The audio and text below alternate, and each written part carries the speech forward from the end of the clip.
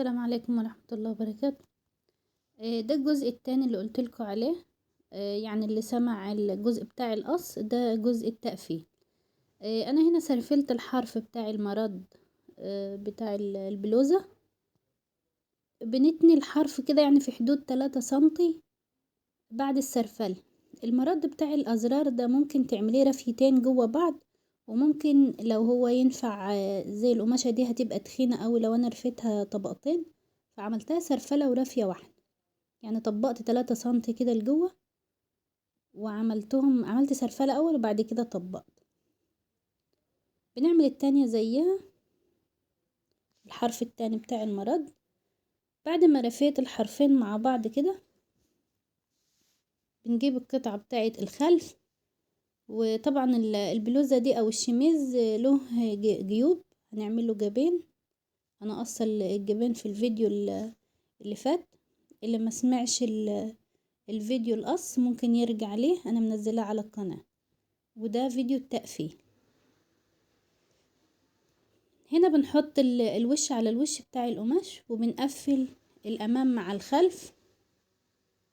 بعد ما بنقفلهم بنروح عند الاوفر وبسرفلهم، لان الخامة دي بتنسل. السرفلة هنا بتخلي القماشة بتاعتك تبقى ثابتة، وما بتركبي الاكمام بتبقى متسرفلة الحروف كلها، ما بيفضلش زوايا تنسل معاكي في اللبس او الغسيل. انا هنا جبت استك، هعمل الاكمام باستك من الحرف. الاستك في حدود 2 سنتي. بنعمل الحرف بنسرفله اول، يعني حرف الاكمام بسرفله وبعد كده بركب الاستك على الحرف.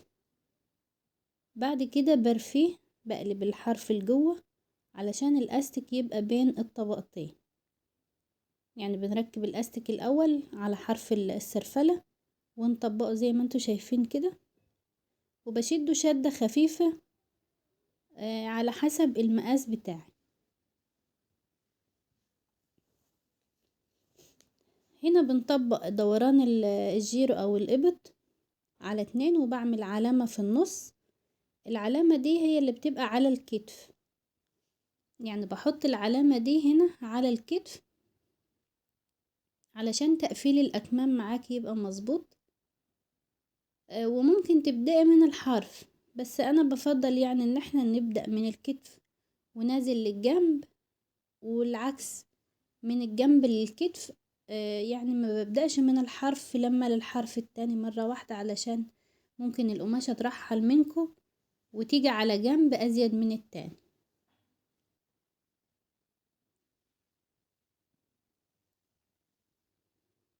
هنا زي ما انتوا شايفين كده انا بديت من الحرف ورايحة للمنتصف بتاع الكتف. لو فضل معاك زيادة في القماش يعني ممكن يبقى مظبوط، ممكن يجي زيادة سنتي او 2 سنتي او حاجة بسيطة، يعني مليات كده بتعمليها كسرة خفيفة بس من عند الخياطة بتاعة الكتف. يعني هي على الكتف مبتبقاش واضحة، لكن لو جبتيها في الجناب بتبان. هقفل الكتف التاني. بعد ما قفلنا الاكتاف او الاكمام، ده الشريط اللي انا قلتلكوا عليه 7 سنتي بيتسرفل من الحرفين، وهركبه علشان هنعمل فيه حزام من النص. هيبقى في الشميز بتاعنا او البلوزة. هوريلكوا هنعمله ازاي. بيتسرفل الاول. ده 7 سنتي، ممكن لو انت حابة تخليه متني كده والحروف لجوه يعني ما بيتسرفلش، لو انت هتخليه شريط من بره بيتسرفل. ده الجيب هنرفيه، هنرفي الحروف بتاعته.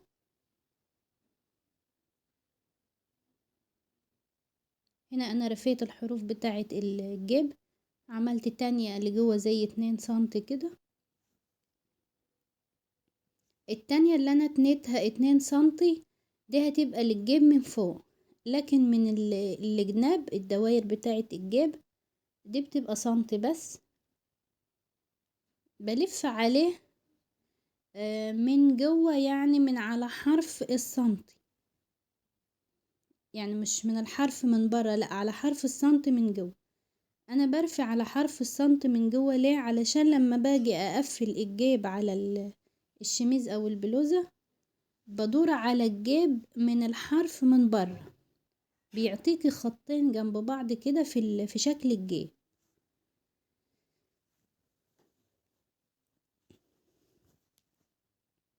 ده هيبقى الغطاء او الحرف اللي بيبقى نازل على الجيب، بنقفله من الجنبين وبعد كده بنعدل القماشة بتاعتنا،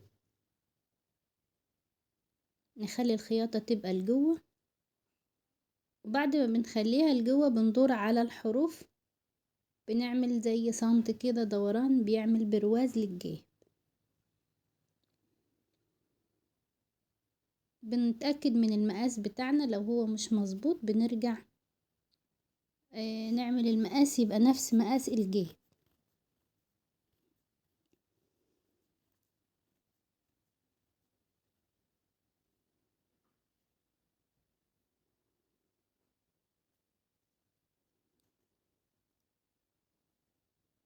ده البرواز اللي بقولكوا عليه، بنعمله زي سنتي، ممكن نص سنت دوران بتدور عليه، بيعمل له منظر او شكل في الجيب، بيكون شكل حلو.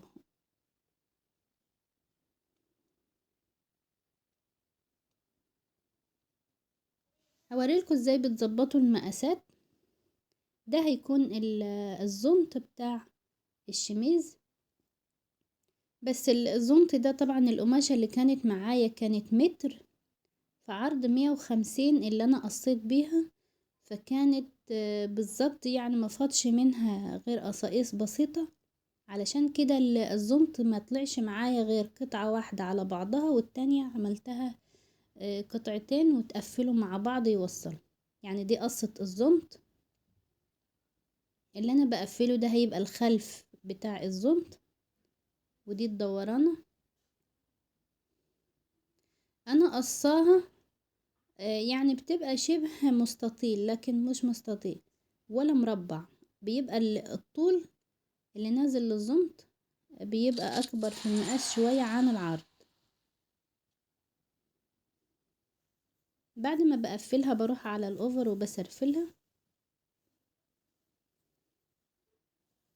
بنتني في تركيب الزنط، بنطبق الشميز وبنطبق الزنط بتاعنا زي ما انتوا شايفين في زيادة من الحرفين في الزنط، لان انا هعمل له رفي. بعد ما بيتقفل الرفي ده بركب فيه زي شريط او حزام كده بيكشكش لنا الزنط على مقاس دوران الوجه، بيلم معانا الزنط في اللبس. انا عملت علامة في المنتصف بتاع الظهر في البلوزة، والزنط بتاعنا علشان هو قطعتين فهو فيه تقفيل خياطة من المنتصف، بنحطهم النقطة كده مع المنتصف بتاع الزنط وبندور عليه تقفيل. بنحط الوش على الوش، يعني وش الزنط على الوش بتاع الشميز، وبيبقى الخلف هو اللي فيه الخياطة زي ما انتوا شايفين كده.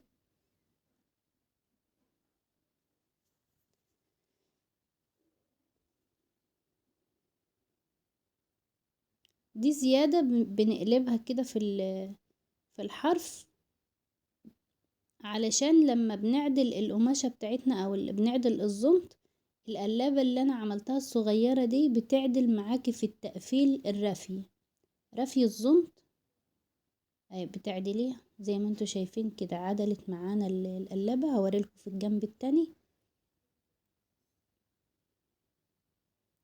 علشان تكون واضحة معاكم، هعيد عليكم تاني. ومعلش الفيديو ده طويل شوية علشان انا بوضح التفصيل انا مقفلاها ازاي، لان في فيديوهات عملتها. هوريلكم القلابة اول بعد كده نكمل. القلابة اللي انا عاملاها اهي بتتقلب كده وبعدين تقلبيها لبر، يعني بتقلبيها عليها لجوه وبعد كده لبر. القلابة اللي انا عملتها قدامكم بتساعد معاكي رفي الحرف بتاع الزونت زي ما انتوا شايفين كده، لانها هي بتكون مقلوبة لجوه. بنسيب فتحة صغيرة من بداية الرفي علشان الشريط او الحزام اللي هنركبه للزونت. بعد كده بندور عليه تقفيل.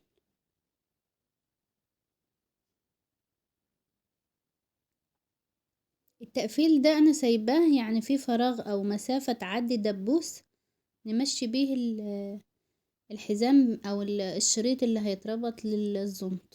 رباط هو كده للزونت.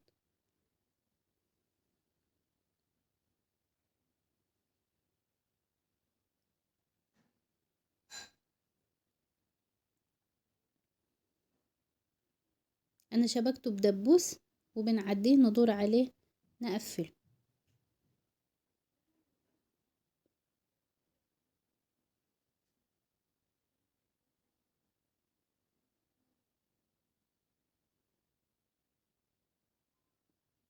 بيتلم على حسب المقاس زي ما انتوا شايفين كده.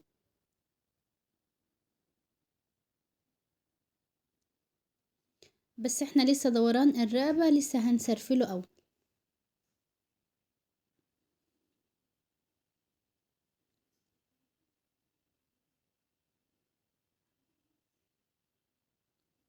هنا هنحط الحزام بتاعنا، بنعلم المقاسات بتاعة ارتفاع الجيب او المسافة بتاعة الجيب، والحزام اللي احنا هنركبه او الشريط اللي هيتركب فيه حزام تدكيك. يعني هنعمله برضو بدبوس بيعدي دوران الظهر، بيظبط معاك المقاس.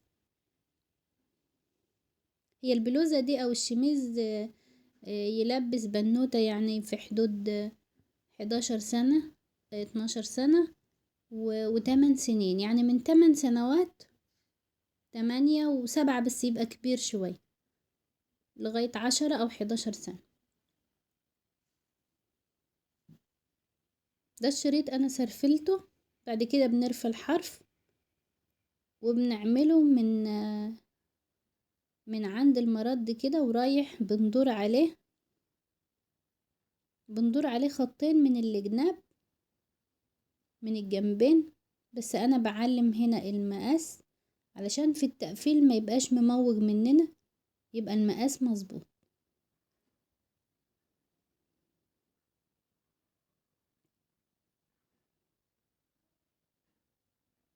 بقلب الحرفين كده واعمل نفس المسافة.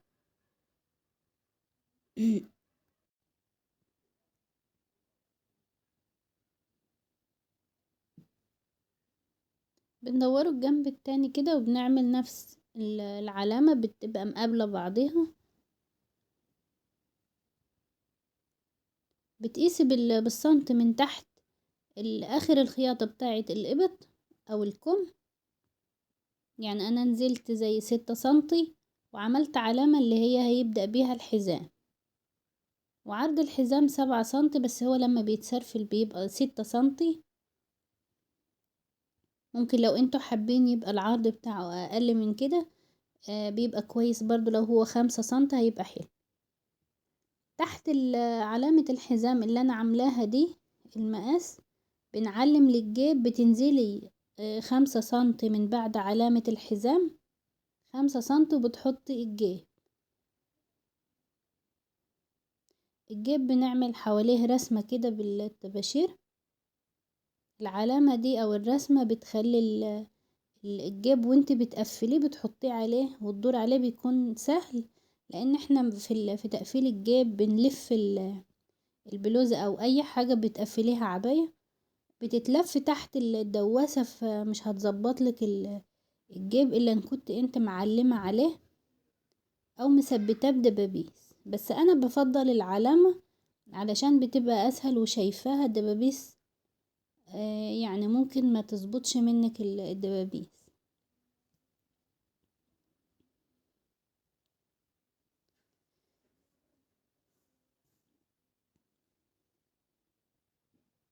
انا هنا عملت نقط قبلها من الجنب التاني في الخلف علشان تبقى سهلة معايا المقاسات، وبنحط الشريط وبنكمل علام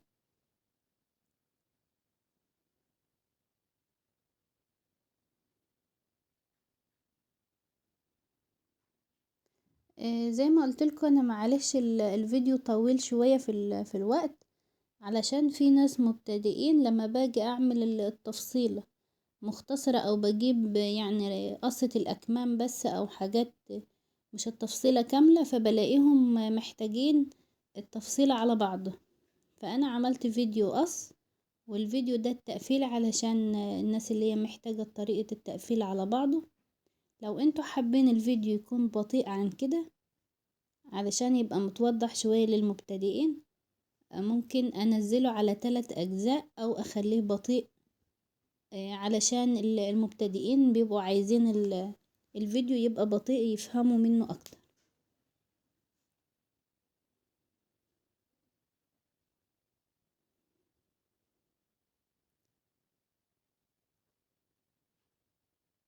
بنقفل من عند الاكمام ونازل كده للجنب.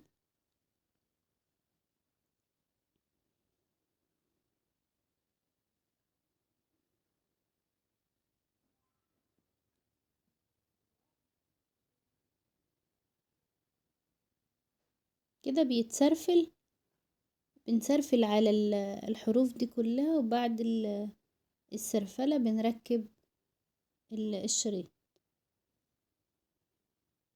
او الجيب والحزام.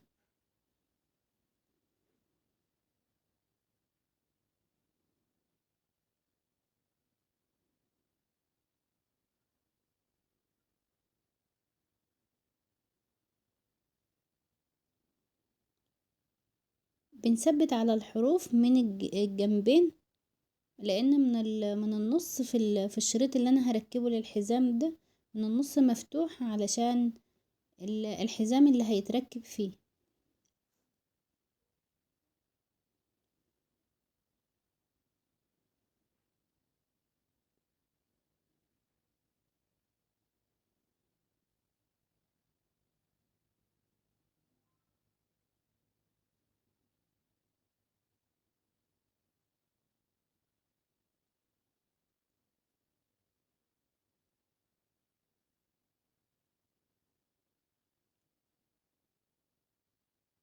بنيجي قبل الحرف وبنقص الزيادة في الحزام، لان انا طبعا كنت عاملاها على عرض القماشة كله اللي هو 150. بنحتاج بعد ما بتقفلي كده بتتأكدي من المقاس ان هو مظبوط معاكي، بتسيبي سنتي زيادة بس اللي هو الرفي، برفي سنتي لجوه. بعد كده بثبت الحروف تاني وبدور على الحرف بتاع الشريط الحذاء.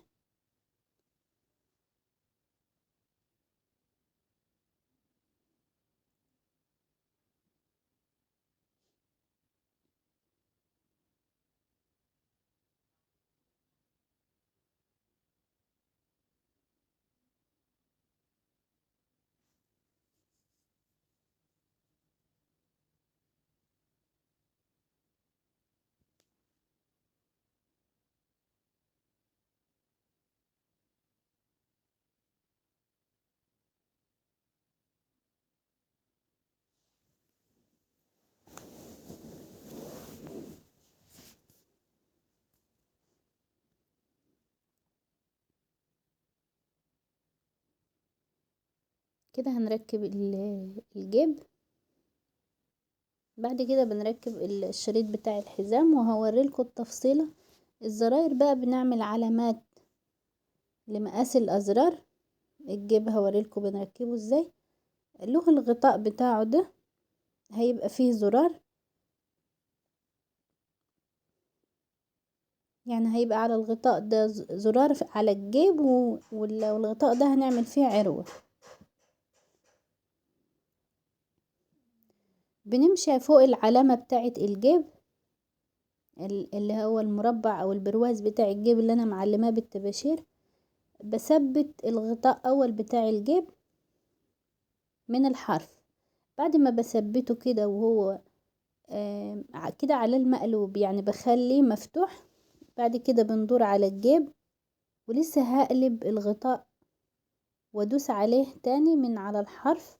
هوريلكوا ازاي هنعمله، بس هو كده بنثبته في الاول زي ما انتوا شايفين كده. هرجع اثبته من فوق. هدور عليه خط خياطة.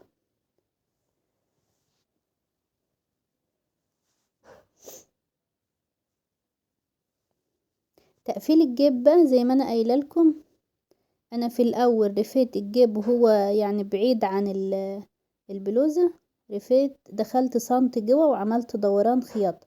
هنا على البلوزة بندوس على الحرف خالص بتاع الجيب علشان يعمل لنا برواز زي خطين جنب بعض في رسمة الجيب. ده كده الغطاء بتاع الجيب، بنعدله بقى على الجيب كده وبندوس على الحرف علشان الدوسة اللي احنا هنعملها دي بتعدل معانا الجيب، يبقى نازل على الغطاء، اقصد بيبقى نازل على الجيب. الخياطة دي بتخليه يفضل ثابت لتحت.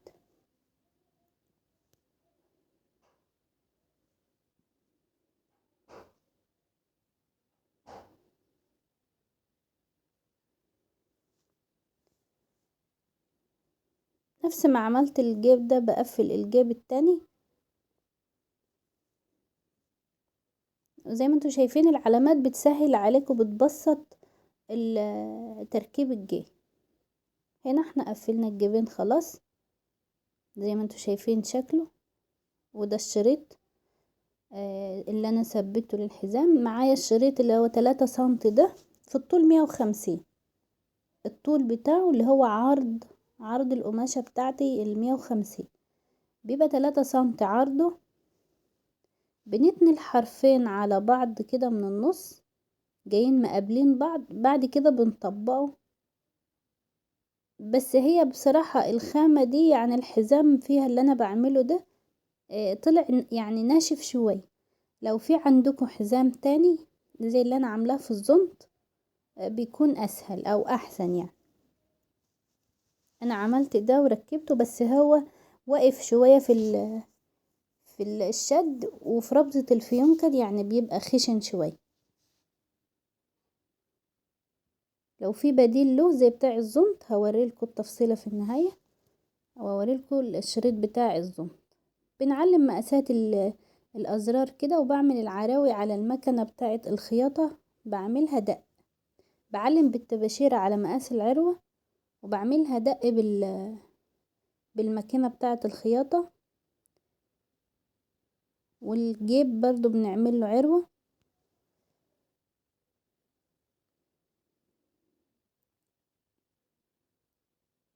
هوريلكوا شكل التفصيلة ما شاء الله جميلة وهتعجبكم لو عملتوها نفس ما نعم.